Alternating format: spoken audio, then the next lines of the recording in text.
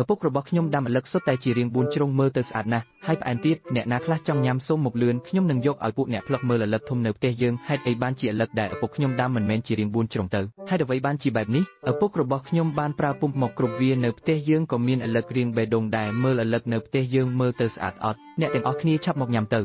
ស្មើអ្នកកំពុងធ្វើអ្វីហើយអ្វីបានជាអ្នកកាប់ដើមឈើអស់ទៅគួរឲ្យស្ដាយណាស់តើនៅលើដើមឈើនេះមានផ្លែអ្វីផ្លែ apricot ជូរពេកហើយជូរដល់ខ្ញុំហូរទឹកមាត់តែម្ដងស្មើអ្នកបេះស៊ីលឿនពេកហើយត្រូវរងចាំប៉ុន្មានថ្ងៃទៀតទុំទើបឆ្ងាញ់អ្នកមើលផ្លែ apricot ដែលទុំក្រោយប៉ុន្មានខែនេះលឿងភ្លឺតែម្ដងអ្នកភ្លុកមើលថាវាផ្អែមឬអត់ផ្លែ apricot ដែលដុះនៅលើដើមឈើនេះផ្អែមណាស់សំណាងហើយដែលអ្នកមិនបានឲ្យខ្ញុំកាប់វាបើមិនដូច្នោះទេខ្ញុំមិនបានញ៉ាំវាទេ